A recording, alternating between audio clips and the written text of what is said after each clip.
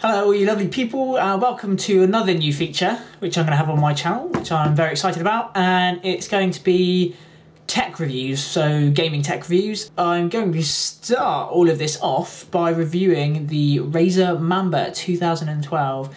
Now these videos probably won't be as regular as some of the other videos that I've got up, as I'm going to be trying to get a hold of new tech. Obviously that's going to be slightly harder for me to begin with, but we'll see how it goes. So, to begin the very first episode, I'm going to be reviewing the Razer Mamba 2012, which I've had for a while now, a couple of months, and I'm pretty excited to be reviewing. So, here we go. Okay, so I am fortunate enough to have with me the Razer Mamba 2012 edition. Now, this is Razer's latest mouse, and I'm just going to quickly gloss over a few technical specifications that this mouse offers.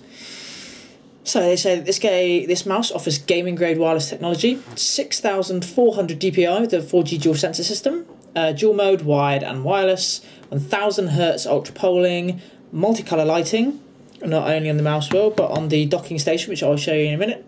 It has 200 inches up to 200 inches per second, 50 gram acceleration, and weighs approximately 136 grams, and the battery life is approximately 16 hours, which is continuous gaming. Now the mouse seems to be quite well ergonomically designed. As you can see, the mouse has a very nice slope at the back and fits nicely into my medium-sized hand. Okay, so this mouse is feature rich. I'm going to start off by showing you the seven programmable buttons that this has. Okay, so you can imagine that I'm holding the mouse like this. Here on the left-hand side, we have two programmable buttons, here and here. Thank you, Light, for coming on there at the right time. The buttons here are really well placed. For me, I am quite a big Battlefield 3 player, and I've set this one here to, for example, throw a grenade, which is so handy for me, as all you literally have to do is just lift your finger, straight up and down, and it's, again, so handy. Nice to have that little feature in there, and it's very good positioning. And at a stretch, it's not too bad for the front one either. And then you have two buttons here. Now, usually these you can click to change the DPI up and down. So for example, if you're a really sensitive gamer, you want to go all the way up and be mostly green, and vice versa. If you're a low sensitivity gamer, then you go all the way down like so. The other mouse clicks that we have are the normal left and right click mouse buttons, and then finally the click of the mouse wheel button. Also, just a little note to be aware of, you can actually click the buttons of the mouse quite far back. So for example, if I show you here, you can still actually click all the way back here, which means that at the front, the buttons are actually slightly lifted, which you can actually see if I can get it right. There, you can see the buttons are slightly lifted, which is very good for tactile response, because you can really feel once you've made a click. And as you can hear, it's actually quite audible, which is, again, quite a good point for knowing that you've actually made a click, so made a shot in a game. That can be quite important. Now looking on the bottom, to begin with, we have the two sensors. We have the laser sensor and the optical sensor. At the back, we've got the rechargeable battery slot. And if we move up here, we've got the wireless sensor button, which you've got to press to link it up to become wireless. Then what you'll find is the wired disconnect switch. So basically you flip this switch and you can pull the cable out. Moving on, we have the on-off button here for the actual mouse. So when you're charging it, you want to make sure you've got this turned off so it's charging fully, and turned on obviously to use it. Then we have the three pads for the bottom of the mouse to make sure it runs smoothly. Now make sure you've got a decent mat for this mouse, because you want to keep these in good condition. Let me just show you this battery quickly. I'll just flip this switch off. Now what's quite nice about all Razer products is their attention to detail. Now you can see here they've got a little tab which you can just pull, which means that the battery is so much easier to slip out, and it's little things like these which really go quite far, and something that I really like. Okay, so moving on to our next piece now, you can see the Mamba charging dock. Now on the bottom here you can see it's got a rubber finish, which means that it will stick to your desk and it's not going to slide around everywhere, which is quite nice. Now you can see here on the bottom of the mouse that it has two little metal pads, and what they do is they fit onto the two metal pins which you can see underneath on the dock there, and once they're connected, the mouse, give it a few seconds and it will start charging. Now what's really nice with the Mamba, and again, like I said before, little attention to detail is always so paramount. You can see this nice lovely glow that the dock gives off. Just beautiful. Okay, now I'm going to quickly show you how to unplug the charge cable from the dock and plug it into the mouse. So all you do is simply just pull it straight out of the back of the dock and simply plug it into the mouse. Now, I have found that putting the cable in can be a little tricky. I'm not sure if it's just poorly designed due to the cable being hard to line up, but it can be very panicky. Like you can see here, it takes me a while to get it in, but we got there eventually.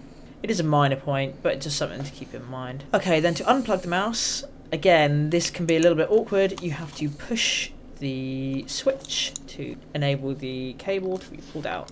Now, if you are trying to do this, it can be quite tough, and you will generally find yourself clicking the buttons on the mouse whilst you do it. Now, that may click things on your screen, or delete things, or move things around, and out of experience, that has happened to me. So that is a bit annoying. Again, a minor point, but just something I wanted to tell you.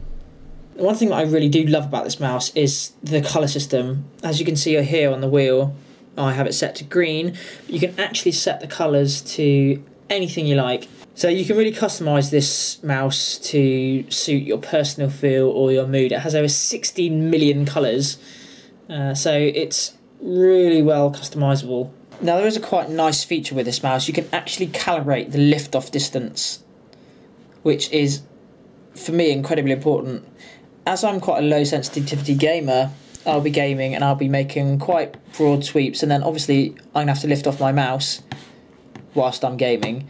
Now it is really important to me that when I lift that mouse off, the screen doesn't move, and I have found that to be so useful, and that for me is such a key feature. If you are quite a low sensitivity gamer, that is a great point. Now I've been using this mouse over the past 4 to 5 months, and honestly the feedback is brilliant from this mouse. Now Razer claim that this mouse has a 1 millisecond response time, and to be honest, I really can't fault them. There really seems to be no latency, even the fact that it's a wireless mouse, which is a pretty incredible feat to achieve.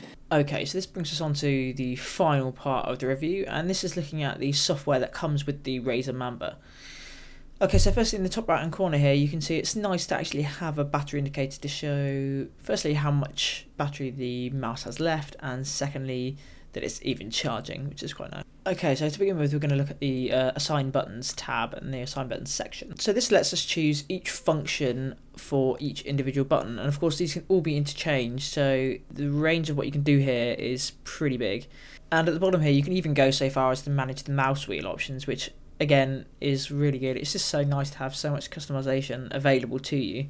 So the next section that we find is the Tweak Performance section. Now the things that you find here are the DPI settings and the polling rate settings. So here you can see that you can adjust the sensitivity of the DPI on this slider here, which is quite nice. You can also change the sensitivity stages.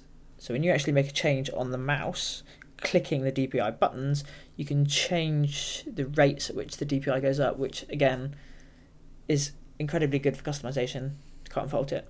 The software also enables you to change the acceleration.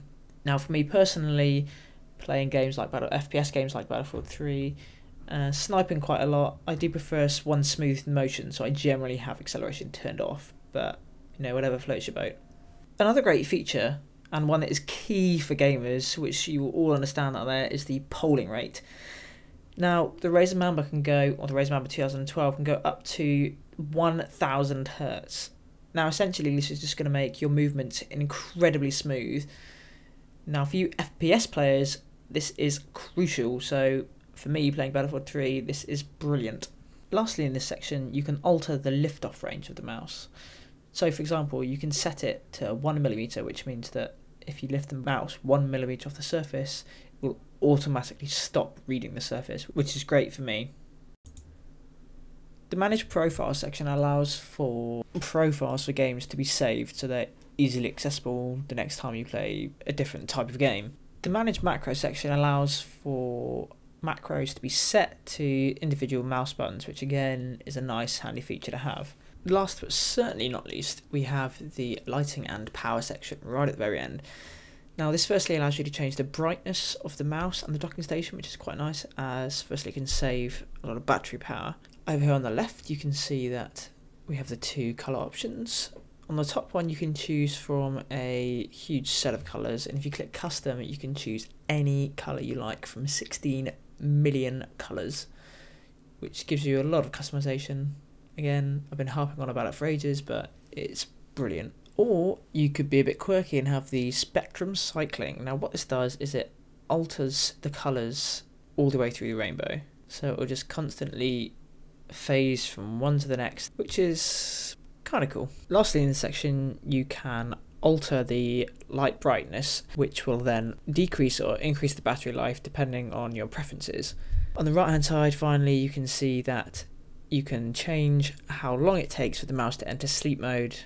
Again, another little touch. Now I did want to just let you guys know that I did have some minor problems with this mouse, well, minor being major. After about a week of having it, the mouse wheel light actually stopped working, so unfortunately I did have to send this back, and it was extremely frustrating, as obviously this takes time, and obviously you do get very excited when you get such a nice piece of kit like this, so that was a major hassle. And the other point was that the mouse buttons actually stuck slightly, so when I actually clicked you could feel either like a double click or the sensation of it, like I said, being stuck, which was again another downer. But since I've had this new one back, I've had absolutely no problems whatsoever. It's been absolutely perfect and I've loved using every minute of it. Anyway, thanks for listening to this review. Keep tuned for more. Please let us know if you like it, so thumbs up down below, or comment and just let us know generally what you think of our reviews, if you like them or not. So until next time,